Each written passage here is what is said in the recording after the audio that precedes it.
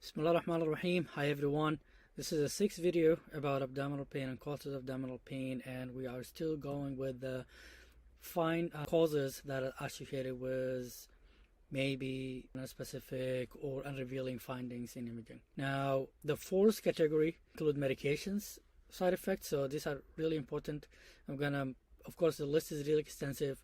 Almost all the medications, if you read the label, they are associated with some sort of GI side effect, but some are more common than others, and we're gonna give some examples of that. So the first category under drugs and toxins include medications that are known to cause a specific tissue injury or a specific inflammation, and that, for example, acute pancreatitis. It's a long list. Acute pancreatitis usually, as you know, is caused by gallbladder stones, sludge, and alcohol. These are the two most common causes, and then followed by maybe hypertriglyceridemia and then medications. So always think about medications in someone who is having acute pancreatitis and the cause is not very obvious. And then second is checkpoint inhibitors. These new medications really gained a lot of popularity nowadays. They're expanding. They're really useful in a lot of cancer types, but they are really well known to be associated with what people call immune-mediated adverse events, IRAEs. And this medication basically can cause acute tissue damage and inflammation, immune-mediated inflammation in almost any organs. Common ones include the colon, and in that way they can present with diarrhea and abdominal pain. If it's mild, you can just watch it, but if it's severe, these patients might need steroids. So again, a lot of patients with cancer, if they come with abdominal pain, there are probably a lot of causes for that, but checkpoint inhibitors is one of them if they have taken these medications for their cancer treatment. Drug-induced liver injury, also a lot of medication well known to cause hepatitis, and hepatitis can present with upper abdominal pain. So there's certain medications that have specific patterns. Hepatocellular injury is more commonly associated with abdominal pain compared to cholestatic pattern. So keep that in mind as well.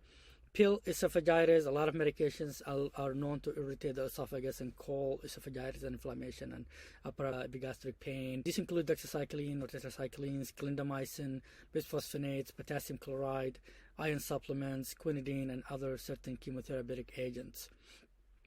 So these drugs can cause specific organ damage, and we're going to mention some of them as we go. Now, NSAIDs and steroids, these anti-inflammatory medications commonly prescribed. They are also available over the counter, but they're really associated with a lot of GI side effects, and some of these can really be serious, including GI bleeding, ulcerations, and even perforation. And unfortunately, sometimes this can happen even without warning. This usually happen mostly if the patient is taking higher dosages of these medications, and especially if they're taking it for longer duration of time. And also if they're taking other medications that can increase the risk, including taking both NSAID and steroids together, or taking antiplatelets, aspirin, or other antiplatelet medications, or patient is taking blood thinners like anticoagulants. And also SSRIs, selective serotonin reuptake inhibitors, they're known to cause some platelet dysfunction, and they can increase the risk of bleeding as well. And then certain patient population also are more likely to develop abdominal pain and GI side effect from NSAID and the steroids. These include patients who smoke, a patient who has a history of alcohol use, elderly, of course, those who are debilitated or have poor general health. A patient with advanced liver disease also more likely to develop these side effects. So these are commonly prescribed. A lot of GI side effects of this medication are well known, so keep those in mind and take a detailed history when the patient comes in with GI symptoms, because sometimes they might not offer you the history of taking these medications because they're just taking it for non-specific pain over the counter. So in these patients, some of the precautions or some of the patient education that you can provide to your patient is to tell them to take this medication with meals. Take it only as needed. Don't take it for a long time. Consider taking or prescribing COX-2 inhibitors instead of NSAID, for example, Tilicoxib. They're known to cause less GI side effect. Or give them with PPI if they really have to take the NSAID. Maybe prescribe PPI, proton pump inhibitors with them, also to decrease the risk of GI side effects. All right, talking about pain, you cannot escape talking about narcotics and their effect on the GI and the syndrome of narcotic bowel syndrome. As you know, narcotics is a big problem these days. Constipation is a common side effect.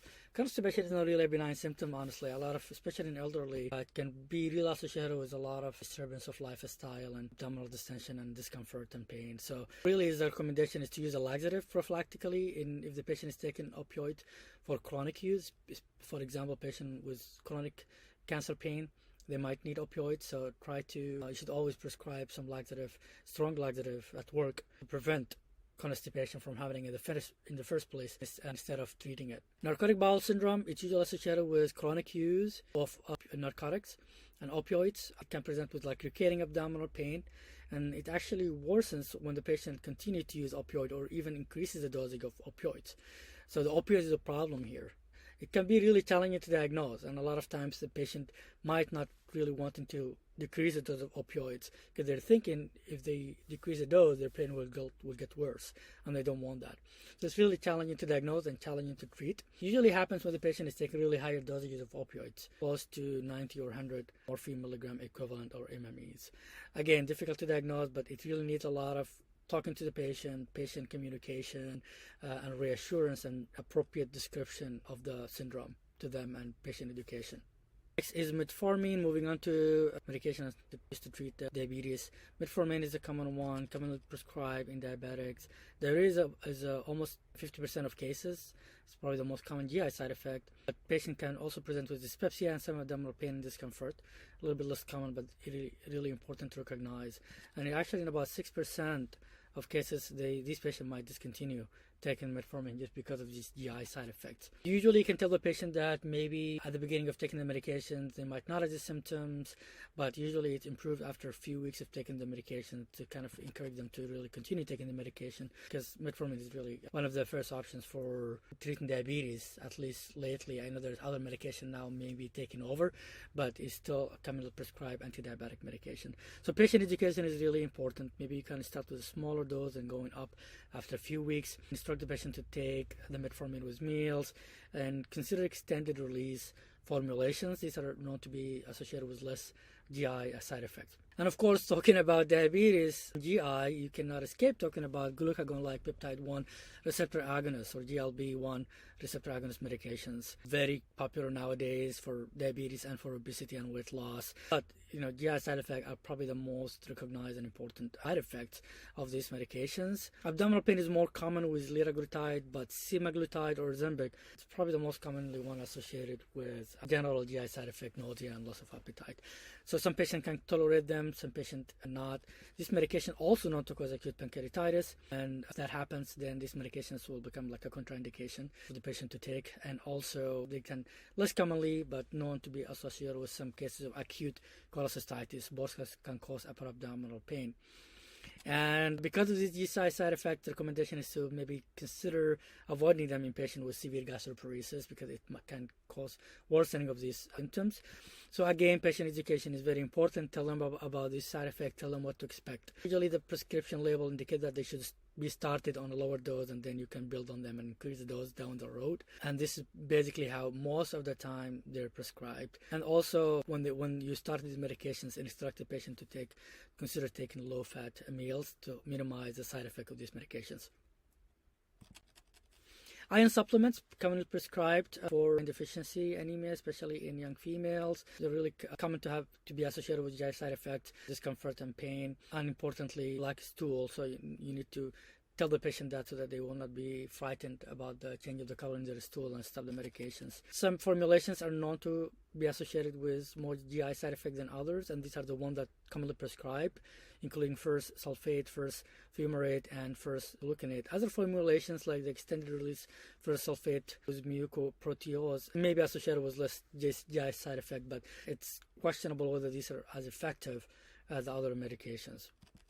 So consider switching to this formula if your patient is really suffering from GI side effect from iron supplements, keeping in mind that, again, they might not be as effective. Or you can, instead of asking the patient to take them daily, they can try taking them every other day and see if that helps. Instruct them to take in with food, and maybe prescribe some vitamin C as well. Maybe that can help with improving the absorption for these medications if they're taking it every other day instead of every day. Another important medication is bisphosphonates. Usually prescribed in patients with risk of osteoporosis.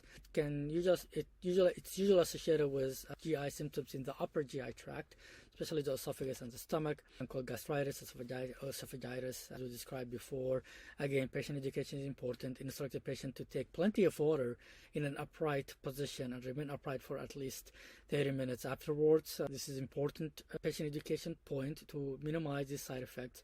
And you can consider IV formulations if the patient can afford them or insurance can pay for them. They're more convenient and again, less GI side effects.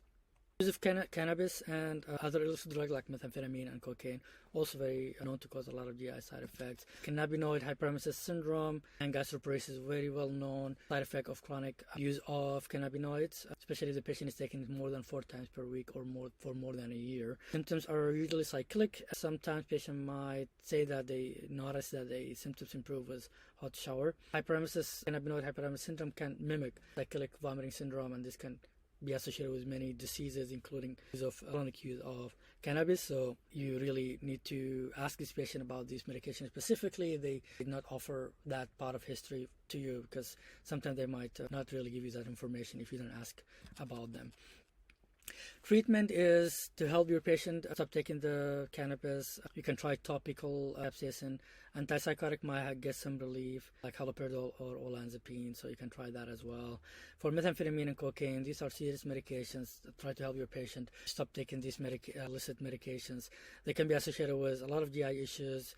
They're known to cause sympathetic overflow, vascular spasms, and mucous membrane irritation or breakdown, causing gastritis, peptic ulcer disease, perforation, mesenteric ischemia, and acute pancreatitis. Anticholinergics, they can cause a lot of GI side effects because of inhibition of the parasympathetic nervous system, which can reduce the GI motility and secretions. These are found in tricyclic antidepressant, in antipsychotics, antihistamines, antispasmodics.